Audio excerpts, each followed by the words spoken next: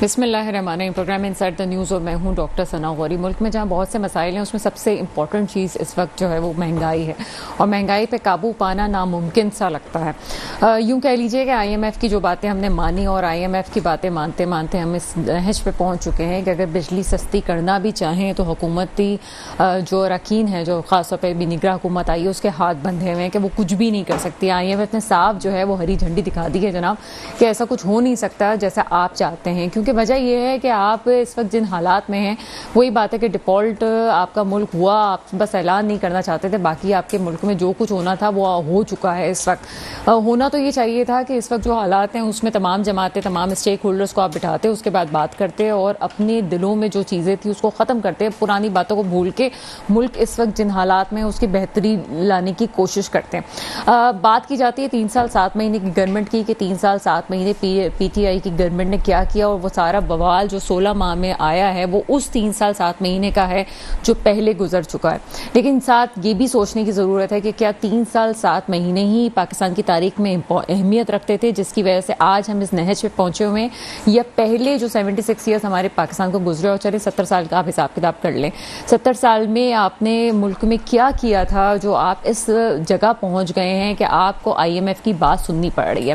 کچھ چیزیں نفسیاتی طور پہ بھی اثر انداز ہوتی ہیں. پولیٹیکل اسٹیبلٹی ہوتی تو شاید آئی ایم ایف کی کہ ہمیں اتنی سخت جو شرائط ہیں، جو ہمیں ناک سے لکیریں کھنچوائی ہیں آئی ایم ایف نے، ایسا نہ ہوتا. اس وقت ایسا لگتا ہے کہ جس ڈائریکشن میں چیزیں چل رہی ہیں اس کا فالو اپ بھی ہو رہا ہے، چیزیں بہتر ہونا شروع ہو گئی ہیں. لیکن جب تک آئی ایم ایف کی اقساط صحیح طریقے سے ادا نہیں کی جائیں گی، قرض میں آپ کی کمی نہیں آتی، تب تک کچھ نہیں ہو سکتا. آپ کے پاس اس وقت اتنی انکم ہے نہیں، اور جتنی انکم آپ کے پاس ہوتی ہے وہ یقیناً قرض اتارنے میں چلی جائے گی، یا قرض آپ نہ ہی اتاریں. ہم تو یہ کرتے ہیں جناب، قرض اتارنے کے لیے کیا ہم دوسرا قرض اس لیے لیتے ہیں کہ پہلا والا قرض اتار سکیں. ہمارے پاس اپنے پاس گرو کرنے کے لیے اور کوئی ایسی جگہ نہیں ہے، کوئی ایسا سیکٹر نہیں ہے جو ہمیں کما کے دے رہا ہو. کچھ چیزیں ہمارے پاس پازیٹیو ضرور آئی ہیں، جیسے وہ فیصلہ ساز جن کو فیصلہ ساز پاکستان میں کہا جاتا ہے، اور جن کو پی ٹی آئی کی گورنمنٹ ایک عرصے تک یہی کہتی رہی. ان کی گورنمنٹ جانے کے بعد پی ٹی آئی کے چیئرمین ہی کہتے رہے کہ مجھے فیصلہ نہیں کرنے دیا جاتا تھا، اور جن طاقتوں کی وہ بات کرتے تھے کہ وہ ڈپارٹمنٹ ہمیں نہیں کرنے، وہ ادارہ نہیں کرنے دیتا تھا، آج وہی ادارہ تمام اسٹیک ہولڈر سے، جو آپ کے لوگ ہیں، ان سے بات کر کے یہ فیصلہ کر رہا ہے کہ آگے کیا ہونا چاہیے.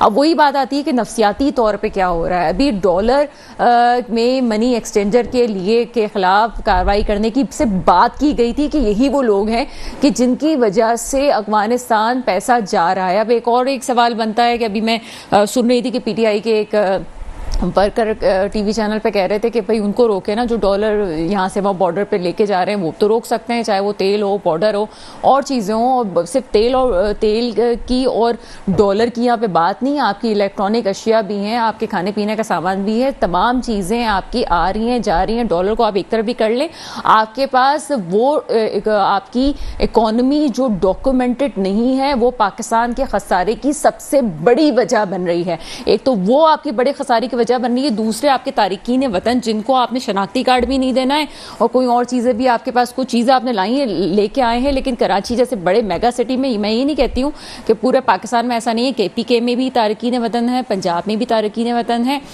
بہت جگہ یہاں پہ کراچی میں بھی تارکین. لیکن کراچی کی بات اس لیے الگ ہے کہ کراچی میں جو تارکین وطن ہیں وہ باقاعدہ اسٹیبل بزنس کر رہے ہیں، اور ان کی تیسری نسل اس وقت یہاں پہ پروان چڑھ رہی ہے.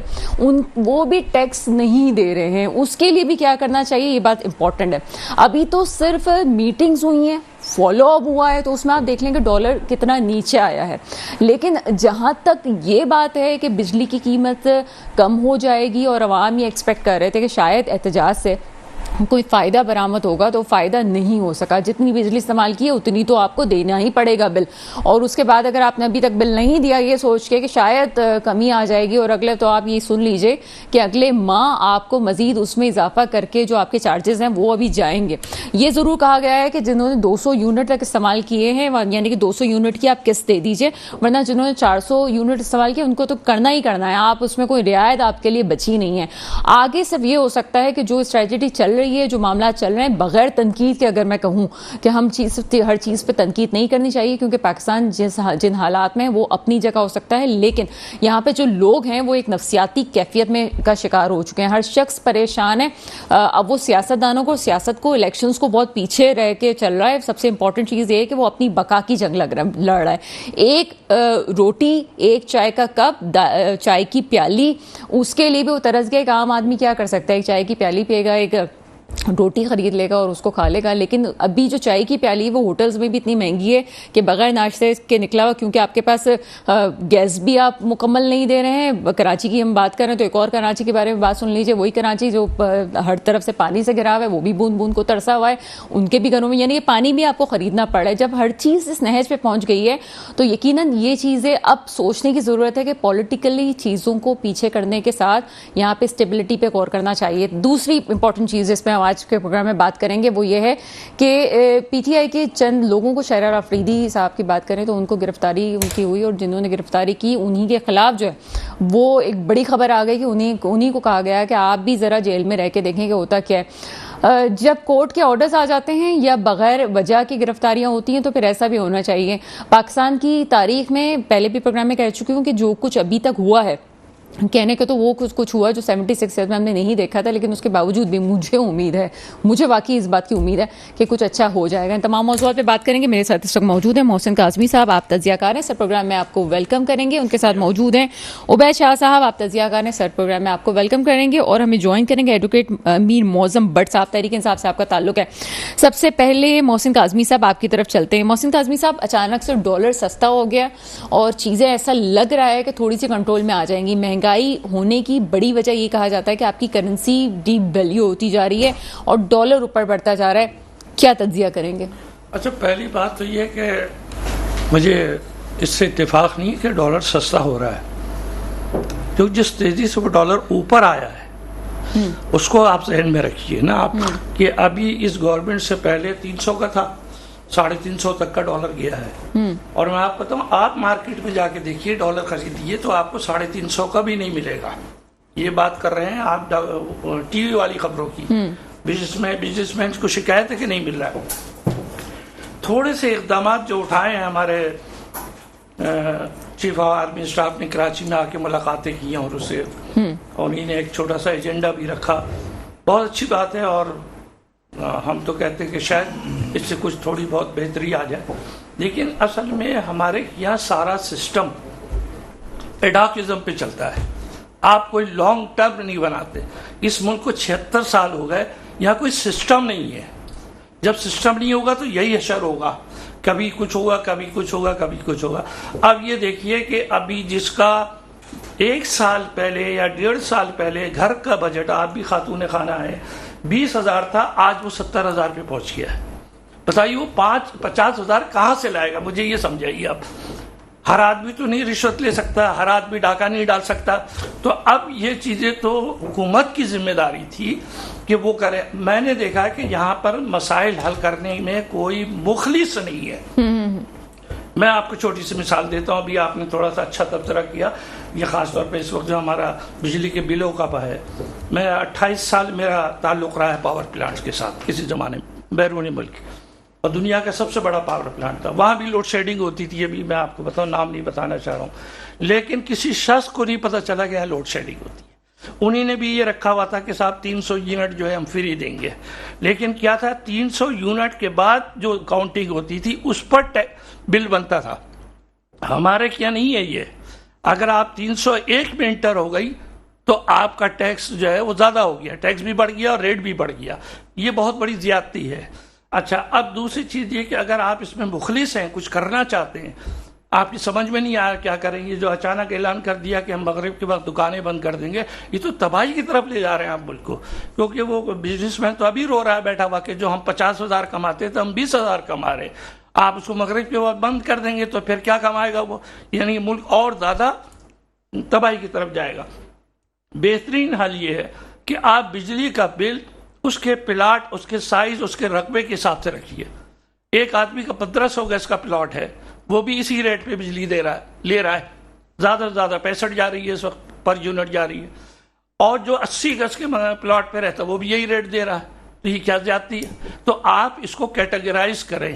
اس طرح آپ جو ہے غریبوں کو ریلیف دے سکتے ہیں. 200 کیا میں کہتا ہوں 500 یونٹ تک آپ انہیں بہت آسانی کے ساتھ ریلیف دے سکتے ہیں. ریلیف کی بات تو اپنی جگہ ہے، لیکن ساتھ ساتھ یہ بھی سوچنے کی ضرورت ہے کہ ریلیف بالکل آپ دے رہے ہیں، ہوگی کہانیاں، لیکن یہاں پہ کیٹیگرائز کیسے کیا جائے گا؟ جو ادارے بجلی دینے والے ہیں، اور اسپیشلی کے پہ ہمیشہ سوال اٹھتا رہا ہے، اور مجھے اس پہ کہنے میں کوئی آڑ نہیں ہے، کوئی کسی سے ڈرنے چھپنے والی بات نہیں ہے کہ آپ کے اپنے جو ادارے ہیں جو اتنے پیسے لے کے لوگوں سے بات کرتے ہیں اور آگے ان کو جواب دہی بھی کوئی نہیں ہوتی، ان سے بھی جو تو ذرا پوچھ گچھ ہو کہ وہ کس کھاتے میں اتنے پیسے لے رہے ہیں. بہرحال مزید موضوعات پہ بھی مجھے بات کرنی ہے. یہاں وقت ہوا چھوٹے سے بریک کا، بریک کے بعد آپ کے سامنے حاضر ہوتے ہیں. بریک کے بعد آپ کے سامنے حاضر ہیں، اور جو چیزیں امپورٹنٹ ہیں اس میں یہ ہے کہ جیسے میں نے پہلے ذکر کیا تھا کہ 76 ایئرس پاکستان کو ہو گئے، ہم رو رہے ہیں 3 سال 6 مہینے کا، 7 مہینے کا، اور اس کے بعد یہ 16 ماہ. اس سے پہلے کیا ہوتا رہا؟ اس بات میں کوئی شک نہیں ہے کہ پاکستان کا سب سے بڑا ایشو اس وقت کرپشن ہے، اور کرپشن اسی طرح سے ہوتی ہے جناب کہ ایک جب حکومت آتی ہے دوسری حکومت جاتی ہے، اور پھر پہلے والوں پہ کرپشن کے الزامات لگتے رہتے ہیں.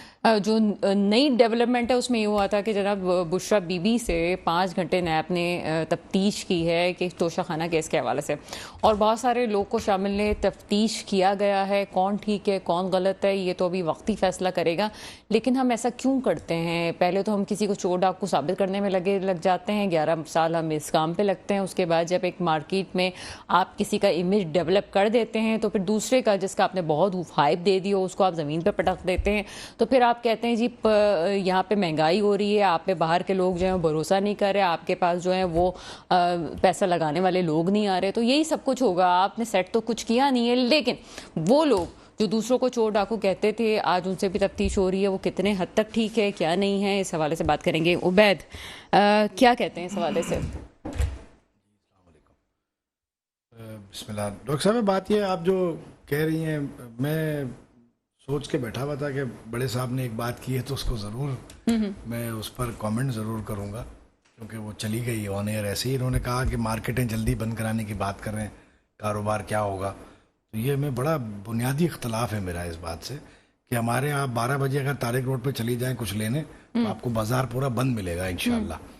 یہاں لوگ 1 بجے تک سو کے نہیں اٹھتے ہیں. یہ ملک کی اکانومی چلے گی کیا؟ آپ اس کی کاروبار کریں گے کیا؟ آپ پوری دنیا میں چلے جائیں، آپ کو 6 بجے دفاتر کے باہر لائنیں ملیں گی، دکانیں کھلی ملیں گی، مالز کھلے ملیں گے. اور جو رش ہم یہاں کراچی میں صبح دیکھتے ہیں، اور ہمارے یہاں یہ رونا روتے ہیں کہ کاروبار نہیں ہے جی، جلدی کیسے بند کر دیں. باہر ملک میں آپ کو 6 بجے ٹریفک جیم ملے گا. کیا بات ہے جی. تو کچنا دوسری جگہ جانا آپ کو ٹریفک جیم ملے زبردست بات کی بڑے صاحب نے، تو اس لیے میں نے کہا یہ بات میں ضرور کہوں ایک بار. تو آپ کی بات میں ہم بھی ایک بات ایڈ کر دیتے ہیں. کل بھی ہم نے ذکر کیا تھا، وہ ڈالر کی بات ہوتی ہے. ہم خود کون سے سدھرے ہوئے ہیں، جیسے ہی ہمیں پتہ چلتا ہے ڈالر اوپر ہونے والا ہے ہم بھر کے اپنے گھروں پہ لے کے چلے جاتے. جیسے ہی ڈالر کے ریٹس ہو گیا کہ ہمارے پاس 2 پیسے بھی آ جائیں وہ ہم نے جمع کر لینا ہے پیسہ، پھر ہم ملک کی ترقی کی بات کرتے ہیں. جی سر کنٹینیو کیجیے. میں آپ کو اب اکانومی پہ آپ نے تبصرہ یہ کیا کہ کسی کو ہیرو بنایا جاتا ہے پھر اسی کو گرا دیا جاتا ہے. وہ تو دیکھیں بڑی کامن اصل اختیار اس ملک میں جن کے پاس ہے، جب تک معاملات ان کے ساتھ کسی کے صحیح رہتے ہیں وہ ہیرو ہوتا ہے، اور جب ان کے معاملات کسی سے بگڑ جاتے ہیں تو وہ زیرو ہو جاتا ہے. یہ پچھلے کوئی 3 ڈیکیڈز کا 4 ڈیکیڈز کا یہی ٹریک ہے. جب سے کوئی ڈیموکریسی کے نام پہ کچھ بھی ہوتا رہا، 3-4 نہیں 7 کر لیں اس کو. وہ پھر فوجی اتوار کو تو میں ایکسکلوڈ کر رہا ہوں نا. دیکھیں میں ایک معمولی بات کرتا ہوں جو میڈیا سوشل میڈیا پہ ڈسکشن میں نہیں آتی ہے. عمران خان صاحب 2011 سے ایک دم پاپولر ہوئے. عمران خان صاحب بڑے لیڈر ہیں، بڑے ہیرو ہیں ملک کے، قوم کے، بڑے عالمی امت مسلمہ کا لیڈر ہے. 2011 سے پہلے کیوں نہیں تھے؟ کوئی ڈسکشن. وہ تو 95 سے پالیٹکس میں تھے. 96 میں انہوں نے پارٹی بنا کے رجسٹر کرا لی تھی. 97 کا الیکشن بھی لڑا تھا. تو وہ اتنے 15-20 سالوں میں قوم کے ہیرو نہیں تھے یا امت مسلمہ کا لیڈر نہیں تھے. 2011 میں ہی اچانک کیسے بن گئے تھے؟ بات یہی ہے کہ وہ جسے پیا چاہے وہ سواگن. وہ جب نواز شریف صاحب کالا کوٹ پہن کر میمو گیٹ میں پہنچے سپریم کورٹ اور انہوں نے انکار کر دیا، مقدمہ کیا لیکن انہوں نے انکار کر دیا زرداری صاحب کی حکومت گرانے سے، حالانکہ بڑی کمزور حکومت تھی، بڑے آرام سے گرا سکتے تھے. مقتدر حلقوں نے ان کو اپروچ کیا کہ بھائی آپ یہ بڑا ملک دشمن ہے ان کو گرا دو. تو نواز شریف صاحب نے کہا بھائی ہم سیکھ کے آ گئے 90 کی دہائی میں، اب ہم نے حکومتیں نہیں گرانی، اپنا ٹائم پورا کرنا ہے. हुकूमतें नहीं गिरानी एक दूसरे की, ये पूरी कर लें फिर हम कर लेंगे। उस वक्त एस्टेब्लिशमेंट ने सोचा कि ये तो स्टेटस को हो गया, अब ये इसको नहीं गिराएगा, ये इसको नहीं गिराएगा, हमें किसी तीसरी ताकत की जरूरत है। उन्होंने वजीर आजम को गिराना शुरू कर दिया। एग्जैक्टली। तो अब देखें ना, ये इस मुल्क में होता रहा है। अब अच्छा नहीं, यहाँ पे रुक जाएं, मुझे बात क्लियर आप कीजिएगा, उसके बाद आप आगे बढ़िएगा। लेकिन आपको ऐसा नहीं लगता, ठीक है अगर किसी ने बिगाड़ किया, अभी तो तमाम ही रिटायर हो चुके हैं ना, अब हम उनकी बात भी करके क्या करें, हो सकता है कि जो नए आने वाले हैं वो चीज़ों को ठीक करना चाहते हो। जैसे कहते हैं कि आप कह रहे हैं कि जी जो पिया मन भाई जो आपने मिसाल दी वही सुहागन, लेकिन यहाँ पे तो ऐसा लगता है कि अभी तो पिया को कोई भी नहीं भा रहा है, अभी सबको खुडे लाइन लगा दिया गया है। ऐसा नहीं कि कोई पार्टी कोई आंखों का तारा बनी हुई है, इस वक्त सिर्फ मुल्क के ऊपर तवज्जो दी जा रही है कि चीज़ें बेहतर हो जाएं। आपको लगता है कि ऐसा हो जाएगा या वही वाली प्रैक्टिस आप है जो 76 ईयर से होती रही है? मैं बड़ी माजरत के साथ कहता हूँ, आपके प्रोग्राम में एक आध दफा पहले भी मैंने ये बात की है कि अभी पाकिस्तान की तरक्की का या उसके अच्छे मुस्तकबिल का तो सवाल ही नहीं है। अच्छा, इस वक्त सवाल है पाकिस्तान की बका का। बच जाए वो बहुत है, ठीक है ना, ऑनेस्टली स्पीकिंग, चाहे किसी को बुरा भी लग जाए तो पाकिस्तान बच जाए वो बहुत है। अच्छा, जो शख्स इस मुल्क में सबसे ज्यादा ताकतवर है, चीफ ऑफ आर्मी स्टाफ है अल्टीमेटली, वो उन्होंने डिटर्मिनेशन ली है कि मैं बदल दूंगा, हालात बेहतर कर दूंगा।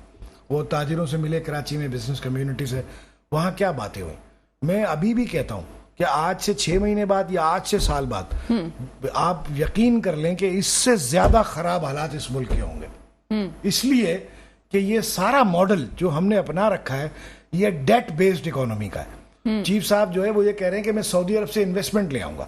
आप उस मॉडल को देखें, वो क्या है, पाकिस्तान को रखने को पैसे तो दे नहीं रहे, या पाकिस्तान को वो तो दे नहीं रहे कि जाओ आपको माफ किया ये रख लो। वो तो एक ऑयल रिफाइनरी में इन्वेस्टमेंट करने के लिए आ रहे हैं, जिसका 30% वो लगाएंगे, 70% यहाँ PPL, OGDC और PSO और ये सब अरेंज करेंगे, ठीक है। उसमें जमीन परचेस की जाएगी, उसमें मशीनरी लाई जाएगी। वो पाकिस्तान का तो कोई फायदा इसमें होना ही नहीं है ना, बहैसियत इकोनॉमी, बहैसियत मुल्क। ये जो मॉडल है ना कि हम किसी से पैसे पकड़ के ले आए, इस मॉडल पर हम सरवाइव नहीं कर सकते, करेंगे भी नहीं आइंदा। इससे ज्यादा खराब हालात होंगे आने वाले वक्तों में। 2016 में जब CPEC आया तो हम सुनते थे कि यहाँ लोग घरों में सो रहे होंगे, दरवाजा खटखटा के नौकरी दी जाएगी। भाई नौकरियां पड़ी हुई ले लो ना, वो रेल पेल हो जाएगी पैसे की इस मुल्क में, ये तो आसमान को छू जाएगा, पता नहीं क्या हो जाएगा। 42 अरब डॉलर की इन्वेस्टमेंट आने वाली है। 2023 तक पाकिस्तान पता नहीं कहां हो जाएगा। 2023 में पाकिस्तान घुटनों से एड़ियों पे आ गया है। पाकिस्तान यहां आ गया है कि एक खुदा का वास्ता है, अल्लाह का वास्ता है, कुछ दे दो, रसूल का वास्ता है, कुछ दे दो। यहां पे आ गया है पाकिस्तान। क्या दिया CPEC ने? हम डेट बेस्ड मॉडल पे काम करते हैं, हमारा सारा माइंड ही यही है कि पैसे ले आओ कहीं। लेकिन CPEC का मामला बड़ा सेंसिटिव है। CPEC का जहां तक मामला आता है, वहां पे जो साबिक वजीर आजम है उन पे ये भी इल्जाम है कि उन्होंने CPEC के मामला को खराब किया। बहरहाल ये तो वक्त ही साबित करेगा कि क्या है, लेकिन कुछ ऐसी चीजें हैं कि CPEC से वाकई मामला बेहतर हो सकते थे, लेकिन वो किया नहीं गया। उसमें बहुत सी आलमी ताकतें हैं, मौजूद हैं। इसमें ना सिर्फ पाकिस्तान इन्वॉल्व नहीं है, इसमें आलमी सियासतों का भी किरदार है, आलमी ताकतों का भी बड़ा किरदार है। जो सियासत में पाकिस्तान जिस महले वकूफ़ है उसमें आलमी ताकतों की नज़र है।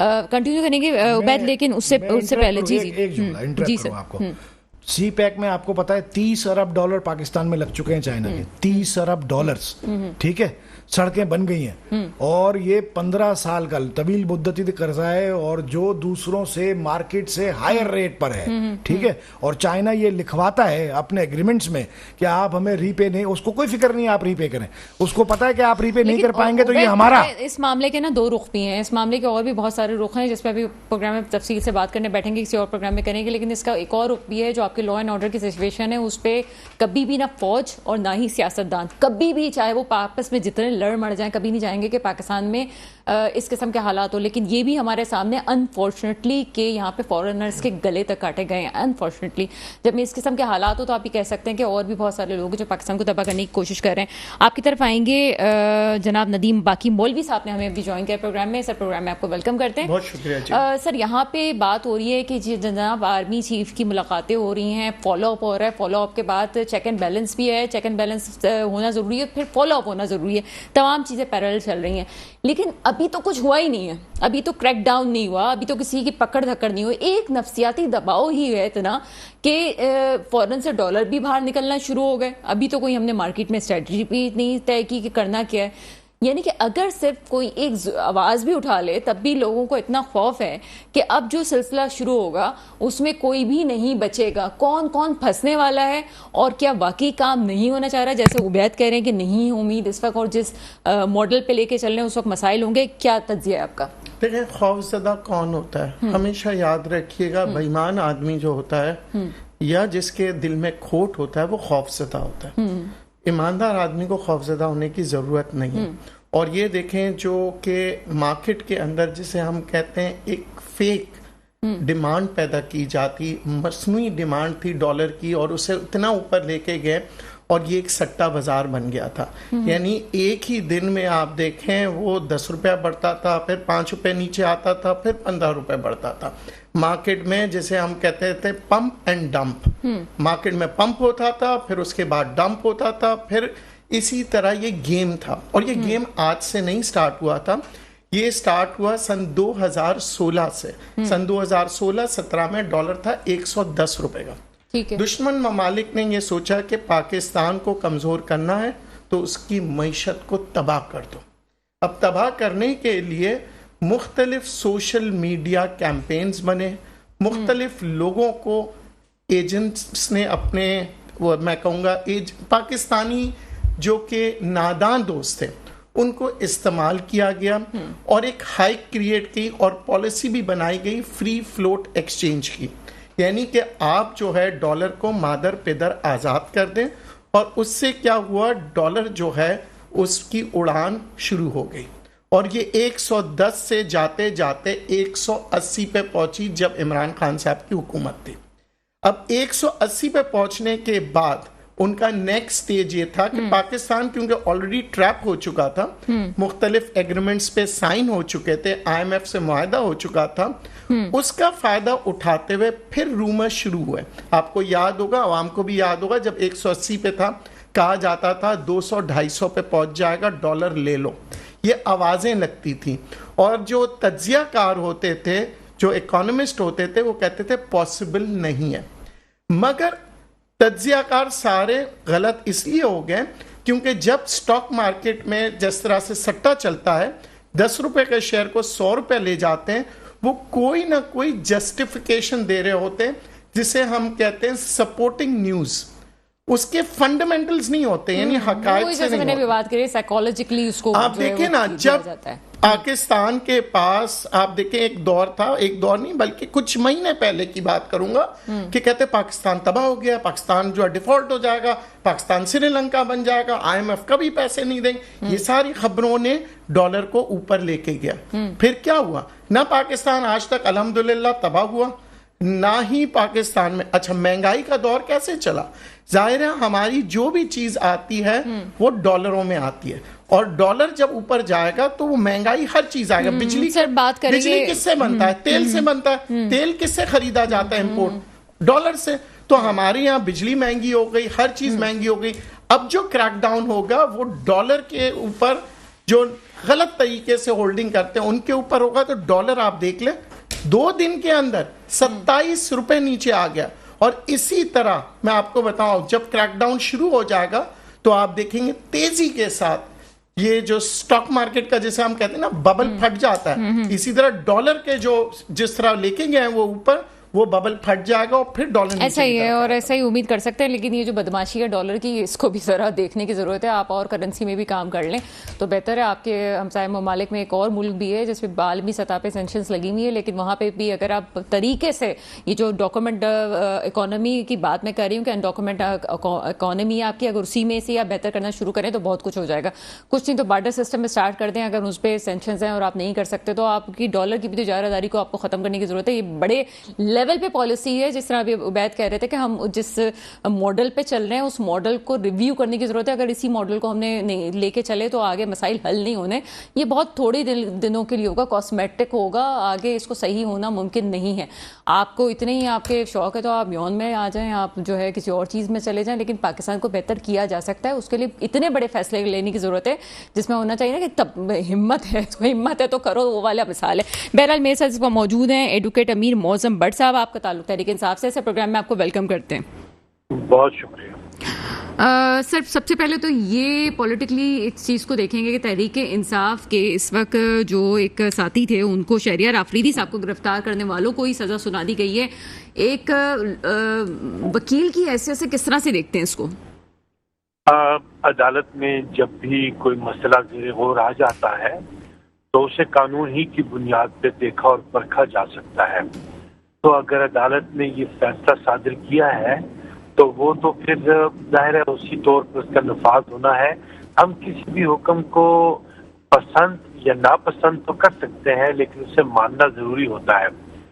شہریار آفریدی کے معاملے میں ابھی تک جو صورتحال یہ تھی وہاں پہ جو انویسٹیگیشن ایجنسیز تھیں اور جس طرح کا برتاؤ ان سے ہو رہا تھا یہ نہیں لگ رہا تھا کہ کوئی شفاف انویسٹیگیشن ہو رہی ہے یا نیک نیتی کے ساتھ مقدمہ چلایا جا رہا ہے. تو انہی پہلوؤں پہ بات کی جا سکتی ہے. اور اگر عدالت نے سزا ان لوگوں کو سنائی ہے کہ جنہوں نے شہریار آفریدی پہ کے ساتھ جو ہے وہ الزام تراشی کی تھی تو عدالت نے ذمہ داری کا مظاہرہ ہی یقیناً کیا ہوگا قانون کی بنیاد پہ. چلیں ٹھیک ہے، لیکن ایک بات میری سمجھ سے باہر ہے کہ الیکشنز کی کمپینز کی بات کی جاتی ہے، سیاستدانوں کو آگے آنا چاہیے. فی الحال تو دور دور تک ہمیں تو کوئی ایسے چانسز نظر نہیں آ رہے، لیکن ہونا تو یہ چاہیے تھا کچھ نہ کچھ کمپینز چلتی. یہ وکلا کو کیوں آگے آنا پڑا ہے کمپینز کے لیے؟ اس کی کیا وجوہات ہیں؟ کیا تحریک انصاف کے پاس اب کوئی موجود نہیں ہے جو کمپینز کو آگے لے کے جائے گا؟ وکلا برادری ہمیں نظر آتی ہے، پیشکش نظر آتی ہے اپنی پارٹی کو بچانے کے لیے. کیا تدیہ کریں گے؟ تحریک انصاف نے بروقت مجھے اسٹوڈیو میں آواز نہیں آ رہی ہے. ٹھیک ہے، رابطہ منقطع ہو چکا ہے، لیکن ساتھ ہی جو ہے سیاست پہ بھی بات کریں گے. اس وقت محسن کاظمی صاحب شارٹ کمنٹ کیجیے گا. اس وقت جو سیاست کی صورتحال ہے کیا سمجھتے ہیں الیکشنز کے حوالے سے؟ پیپلز پارٹی تو اب بہت اچانک سے ایکٹیو نظر آ رہی ہے کہ الیکشنز ہونے چاہیے، لیکن جو حالات ہیں ہمیں الیکشنز تو دور دور تک نظر ہوتے ہوئے نظر آ نہیں رہے. آئین کو بھی آپ نے پیچھے چھوڑ دیا ہے. کیا دیکھتے ہیں، کیا آئین سے اس حد تک بغاوت ہی ہم کہہ سکتے ہیں بغاوت کرنا ٹھیک ہے؟ دیکھیں اس وقت جو حالات آپ کے سامنے ہمارے سامنے آ رہے ہیں، دن بدن یہ حالات خراب ہو رہے ہیں، بہتر نہیں ہو رہے ہیں. اور آپ جو بھی قدم اٹھائیں گے 3 مہینے 6 مہینے زیادہ سے زیادہ 9 مہینے اور اٹھا سکتے ہیں آپ. تو اب بہترین حل یہی ہے کہ آپ اس اسٹیج پہ آگے جہاں پہ آپ کو انتخابات کرانے چاہیے، شفاف کرانے چاہیے، اور جس کو بھی عوام سپورٹ کرے وہ آئے حکومت میں. 5 سال کی اس کی حکومت ہوگی، مینڈیٹ ہوگا، پوری دنیا کی توجہ ہوگی، لوگ اسے قرضہ بھی دیں گے، اس پہ اعتماد بھی کریں گے، عوام بھی اعتماد کرے گی. سارے حالات جو ہے آہستہ آہستہ بہتر ہونا شروع ہوں گے. اس کے علاوہ جو بھی آپ راستے اختیار کر رہے ہیں ان میں کوئی راستہ اس ملک کو کامیابی کی طرف نہیں لے جا رہا ہے. آپ کہنا چاہ رہے ہیں جمہوریت ہی واحد راستہ ہے جو چیزوں کو بہتر کر سکتا ہے اور عالمی سطح پہ اعتماد جو ہے وہ قائم ہو سکتا ہے. یہی آپ کہنا چاہ رہے ہیں؟ جمہوریت تو بھی بہت دور کی بات ہے. یہاں تو رول آف لا پہ بات نہیں کر رہے ہیں. جب آپ بتائیے کہ سپریم کورٹ کا آرڈر آپ نے نہیں مانا 14 مئی کا، وہی دن تو بگاڑ کا ہے. اور یہ میں تو کہتا ہوں سپریم کورٹ کو چاہیے تھا، ہمت کرنی چاہیے تھی. انہی نے اس کو پینڈنگ کیس میں کیوں ڈالا؟ بھئی ایک آدمی غلط کام کر رہا ہے، آپ نے خود ہی تسلیم کیا، آپ کو اسی وقت ایکشن لینا تھا. اگر یہ ایکشن لے لیتے تو آج یہ آوازیں نہیں اٹھتی کہ اب الیکشن کب ہوگا. ابھی تک چیف الیکشن کمشنر صاحب نے ڈیٹ نہیں دی ہے. حیرت کی بات ہے یا نہیں ہے؟ 9 اگست کو یہ اسمبلی ختم ہوئی اور آج تک ڈیٹ نہیں دی. کم از کم آپ ایک فائنل ڈیٹ تو دے دیں. بہرحال میری امید یہ مجھے لگ رہا ہے کہ پریسیڈنٹ صاحب مل کے کوئی راستہ نکال رہے ہیں اور یہ ڈیٹ اناؤنس ہو جائے گی. سر پریزیڈنٹ صاحب کوئی راستہ نکالیں گے تو ممکن نہیں لگتا. یہ تو وہی بات ہے کہ راجہ ریاض صاحب کریڈٹ لے جا رہے ہیں کہ نگراں وزیر اعظم کا نام انہوں نے دیا تھا. اسی طرح سے جو ہے وہ ہمارے صدر صاحب بھی کریڈٹ لے جائیں. چلیں جناب کچھ نہیں کہہ سکتے، لیکن جہاں تک یہ بات کی جاتی ہے کہ کوئی چیزیں ججز کے حوالے سے بات کی جاتی ہے، بسط احترام جب آپ ایک ادارے کے اوپر بات کر رہے ہیں تو یہ وہی ادارہ ہے جو وقت آنے پہ پی سی او ججز پہ حلف بھی اٹھا لیتے ہیں اور انہی کو اگر نہیں بھی کہلایا جاتا تو ان کو بیک بھی کر دیا گیا. اور ماضی میں ہمیں مثالیں ملتی رہی ہیں کہ پھر اپنے ہی لوگوں کے لیے، اپنی ہی برادری کے لیے یہ برادری نہیں بولی. پاکستان ایسی تاریخ سے، ایسی باتوں سے بھرا پڑا ہے. مزید بات کریں گے لیکن ایک وقت ہوئے چھوٹے سے بریک کے بعد آپ کے سامنے حاضر ہوتے ہیں. بریک کے بعد آپ کے سامنے حاضر ہیں اور عبید شاہ صاحب کی طرف چلتے ہیں. عبید شاہ صاحب, جو ابھی ہم باتیں کر رہے تھے کہ چیزیں بہتر ہو جائیں گی اور یہ کہا جاتا ہے جی سب کو مل کے کرنا چاہیے اور جس پہ بھی اعتماد کریں آگے, لیکن جس پر بھی اعتماد کریں عوام اور وہ ووٹ اس کو پڑے اور وہ پھر آ کے جو ہے وہ حکومت سنبھالے, تو تمام ہم پارٹیز کو تو ساتھ لے کے نہیں چل رہے, جو ہمیں آگے سلسلہ نظر آ رہا ہے, اور عوام ابھی بھی ایک پارٹی کے ساتھ ہمیں زیادہ نظر آتی ہے. اس صورتحال میں کیا سمجھتے ہیں جو پولیٹیکل ویکیوم کھڑا ہوگا, اس کا کیا ہونے والا ہے؟ دیکھیں, پہلی بات تو یہ ہے کہ میری اپنی رائے میں الیکشن ابھی نہیں ہونے والے. پہلی تو بات یہ ہے, طویل عرصے تک نہیں ہونے والے. کچھ بھی نہیں تو شاید 2024 کے کوئی مڈ کے بعد سیکنڈ ہاف میں کہیں شاید ہو جائے. کم سے کم سال تو نہیں ہونے والے. پہلی بات یہ. دوسری بات یہ کہ چیف صاحب جو ہیں ہمارے آرمی چیف صاحب, کیونکہ بات تو ہم ایسے حالات میں ہیں کہ ہمیں صاف صاف ہی کرنی چاہیے. اب تو بچے کر رہے ہیں. ہاں, اشاروں کنایوں والا زمانہ ہی نہیں رہا, دور ہی نہیں رہا. تو اتنی سیاسی بلوغت ہے ماشاءاللہ کہ ہر آدمی ہر بات جانتا ہے. تو دیکھیں, ہمارے آرمی چیف صاحب جو ہے نا وہ ڈٹرمنٹ ہیں کہ وہ کچھ بہتری کر لیں انشاءاللہ. ہم بھی امید کرتے ہیں کریں. At large and at last کسی بھی صورت میں ذاتی طور پر سویلین سپریمیسی کے ساتھ ہوں. میں فوجی رول کے, اقتدار کے اور سول میں مداخلت کے بالکل حمایت میں نہیں ہوں ذاتی طور پہ, کسی کو بھی نہیں ہونا چاہیے. ہاں, بٹ لیکن یہ ہے کہ آرمی چیف صاحب ڈٹرمنڈ ہیں, اختیارات ان کے پاس ہیں. اگر وہ کچھ ملک کے لیے اچھا کر ہی لیتے ہیں تو مور دین ویلکم. اچھا عبید شاہ صاحب, میں آپ سے صرف ایک منٹ کے لیے میں کہوں گا آرمی چیف صاحب کے 2 ٹائر پلانز ہونے چاہیے. مختصر سی بات کروں گا. نمبر 1, ہم نے ڈالر پر بہت بات کی ہے نا ابھی, ڈالر کو کنٹرول کرنا, لوگ ملک کی محبت میں ڈالر کا کاروبار نہ کریں, یہ نہ کریں, وہ سب کچھ نہیں سنتا کوئی بھی. آپ کو بھی بچ رہے ہیں, آپ بھی خرید لیں گی, کوئی نہیں, nobody pays a heed. ٹھیک ہے نا. بات یہ ہے کہ وہ میں آرمی چیف صاحب کو یہ کہوں گا, جان ایلیا صاحب کا ایک شعر سناؤں گا, تم پہ مرنے سے تو اچھا ہوتا, تم پہ مرنے سے تو اچھا ہوتا, ہم کسی حادثے میں مر جاتے. وہ جو کرنے جا رہے ہیں اس سے اچھا کچھ اور ہے. وہ کیا ہے؟ 2 پلانز ہیں. یہ لوگوں کے پیچھے بھاگنا, پیسے لانا, انویسٹمنٹ کرانا, اس کو چھوڑ دیں, اس ماڈل سے باہر آ جائیں. 1000 آدمی کی لسٹ بنائیں جو پچھلے 15 سالوں میں مختلف وقتوں پر مختلف عہدوں پر رہے, سول بیوروکریٹس بھی اور الیکٹڈ لوگ بھی. ہر ایک کے گھر سے, ہر ایک کے پاس سے کم 50 کروڑ روپیہ ڈالر کی شکل میں, 50 کروڑ ڈالر اور خربوں روپیہ پاکستانی جو ہے وہ نکل آئے گا. کسی کی بھی نہ سنیں, پہلے تو وہ وصول کریں. اگر کرنے ہی جا رہے ہیں, بلین کی کہانی ہے, کرنے ہی جا رہے ہیں تو سعودی عرب کو چھوڑے نا, یو اے کو چھوڑے نا, IMF کو چھوڑے نا, یہاں سے پہلے ریکوری کر لیں, پہلی بات. اور دوسری بات کیا کریں, ہر قسم کی مراعات جو ہے نا وہ بند کر دیں. وابڈا 9 ارب روپے کی بجلی اپنے ملازمین کو فری دیتا ہے. PIA سال کے 3.5 لاکھ ٹکٹ فری دیتا ہے.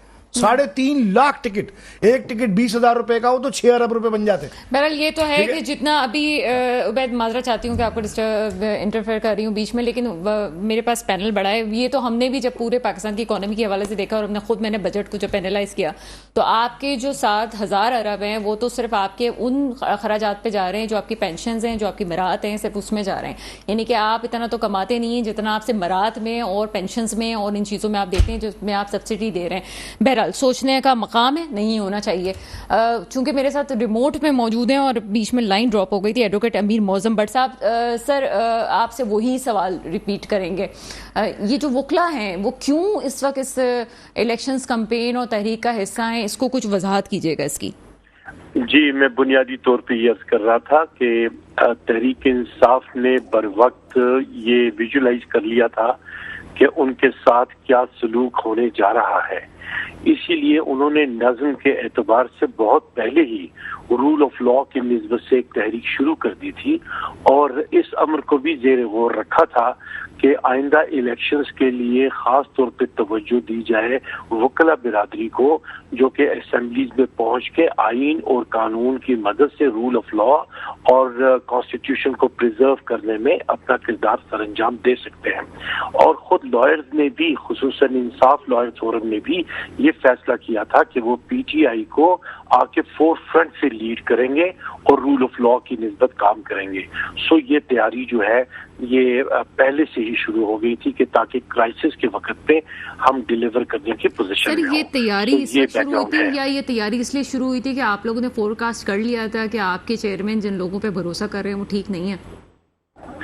دیکھیے الیکشن پروسیس ہو یا پارٹی کا نظم ہو، ہر چیز کو آبزرو کیا جاتا ہے. ویجیلنٹ پارٹی جو ہوتی ہے وہ اس کی خصوصیت ہی یہ ہوتی ہے کہ وہ نظم کو بھی سمجھتے ہیں اور یہ بھی دیکھتے ہیں کہ نظام کون سا رائج ہے. پاکستان بنیادی طور پہ ایک ڈیپ اسٹیٹ ہے. ڈیپ اسٹیٹ کا مطلب یہ ہوتا ہے کہ ایسی ریاست جس کا کنٹرول سیکیورٹی اور انٹیلیجنس ایجنسیز کے پاس ہوتا ہے. یہی وجہ ہے کہ ہمارے ملک میں نیشنل انٹرسٹ کا صیغہ استعمال ہوتا ہے، اور اس کی بھی وجہ یہ ہے کہ ہمارا ملک اینیمی بارڈرز میں گھرا ہوا ہے.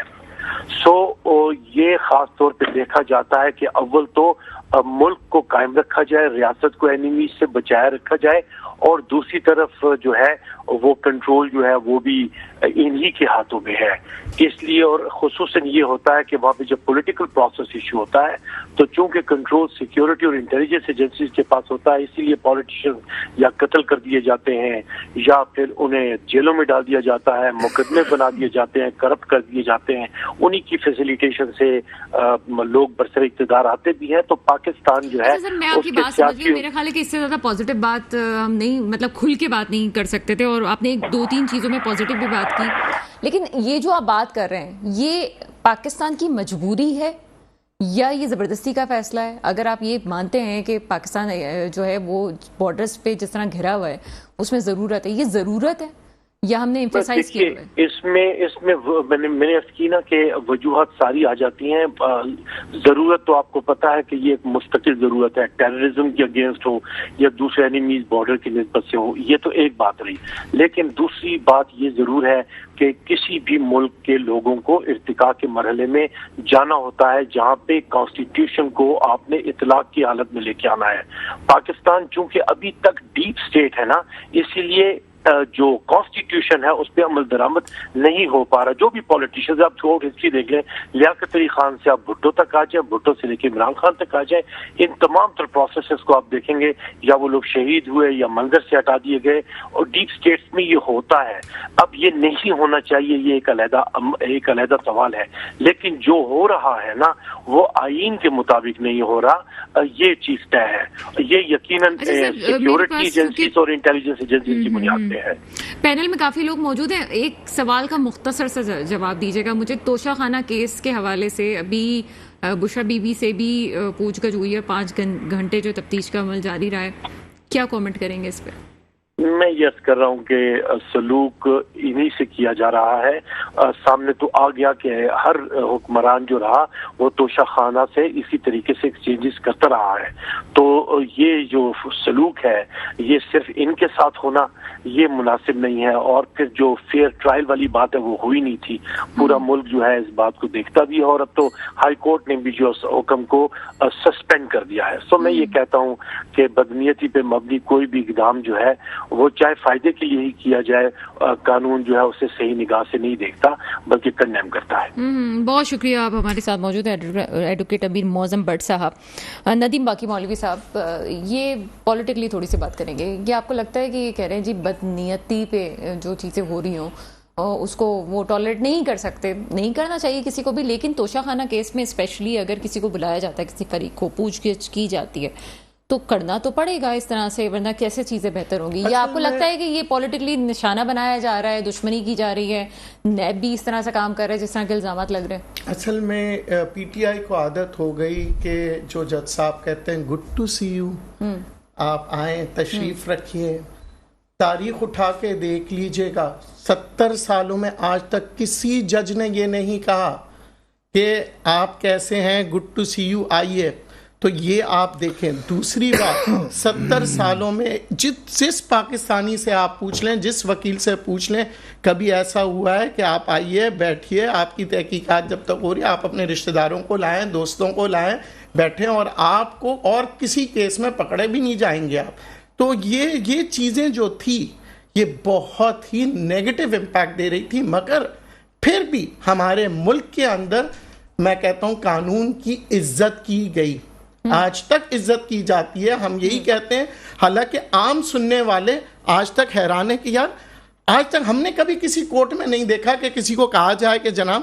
تو یہ جو صورتحال جو پرانے زمانے میں ہوتا تھا، جج کسی سے بات نہیں کرتا تھا، صرف कोर्ट के केस के बारे में पूछा जाता था। मतलब आपका, मैंने जो सवाल पूछा आपने जो जवाब दिया उसमें ये मतलब है कि आपका कि 22 हो रहे हैं और अभी जो ये कह रहे हैं हम किसकी बात मांगी, तो वही बात हो गई कि वो क्या कहते हैं मीठा मीठा हापा और कड़वा कड़वा, बस ये बात कोई भी जो कर रहा है वो अपना अपना चला रहा है और आप जो है जो चीज जिसके मुताबिक नहीं चलता, फिर वो वही बात है। आप देखें ना 2018 से अभी तक वही अदालत ही थी ना जो 12 बजे खुली भी थी और खान साहब की गवर्नमेंट भी गई थी, तो वही अदालतें थी, वही अदालतें हैं जो उन्होंने गुड टू सी यू का, वही अदालतें हैं जो रिहाई करने के बाद वापस से भी डाल रही है परवेज इलाही साहब के साथ क्या हो रहा है, तो चीजें तो ऐसे ही चल रही हैं। देखिए बात ये होती है कि जब आप एक इंसाफ के कुर्सी पे बैठते हैं, चाहे मैं नहीं कह रहा कि गलत किया, मैं ये कहता हूं एक नॉर्म्स होते हैं।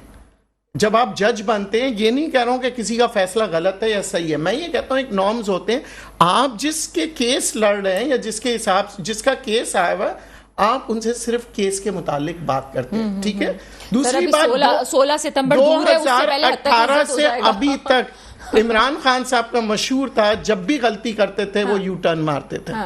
चलिए सर इस पे बात करेंगे, लेकिन वही बात है कि अभी 16 सितंबर को लोग जाने भी वाले हैं, उससे पहले इन चीज़ों पे डिस्कशन करना, हम तो वो होता है ना कि जनाब रिटायरमेंट के बाद बड़ी बड़ी गुफ्तगू करते हैं, तो अभी कुछ दिन बाकी हैं। सर लास्ट कमेंट कीजिएगा, मामला कैसे बेहतर हो सकता है? मैं तो कोई हौसला अफजा ना सूरत हाल देखता हूँ ना बात कहने की पोजीशन में महसूस करता हूँ खुद को।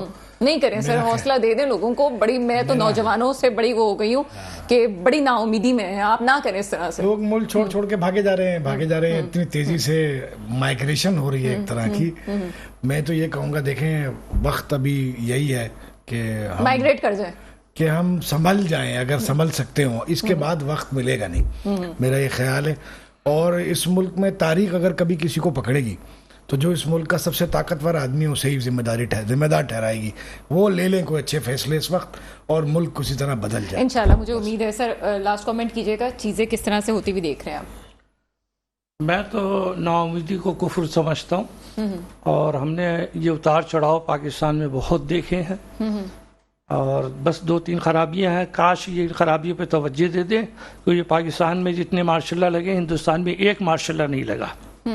आज आपका जो बिजली का बिल है 65 रुपए का है पर यूनिट, हिंदुस्तान में 2.5 रुपए का है।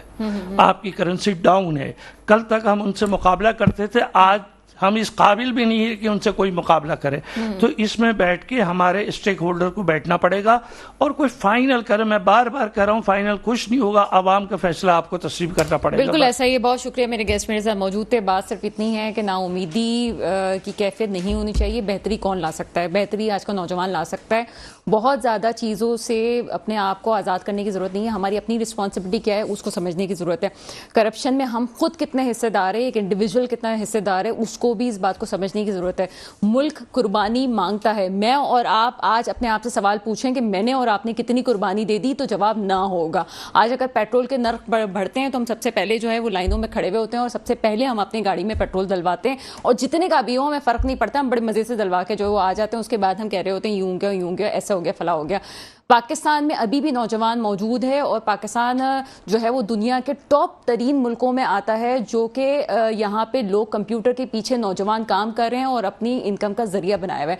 अगर आपका मुल्क किसी भी तरह से तरक्की कर रहा है और आप उसमें कैसे साथ दे सकते हैं वो ज़रूरी है। अगर फैसला साज कुछ करने की कोशिश कर रहे हैं तो इसको भी पॉजिटिव लेना चाहिए, लेकिन फैसला साजों के लिए भी एक पैगाम है कि तमाम स्टेक होल्डर्स को बिठाने की ज़रूरत है इस वक्त। चाहे आपकी पॉलिटिकली जितनी भी चीज़ें चल रही हों उसको एक तरफ करते हुए जमहूरियत के तसलसल को बका रखने के लिए और लोगों को साथ लेके चलने के लिए जमहूरियत के अलमबरदार बनना ज़रूरी है। इदारों को इदारों की हद तक रहना ज़रूरी है, वरना चीज़ें ख़राब हो जाती हैं। दुआ वही है जो हमेशा होती है, मेरे मुल्क पे वो हुक्मरान आए जो वाकई मेरे मुल्क के मुस्तकबिल की हिफाजत करें। इसके साथ ही प्रोग्राम का वक्त ख़त्म होता है। मुझे इजाज़त दीजिएगा। खुदा हाफ़िज़।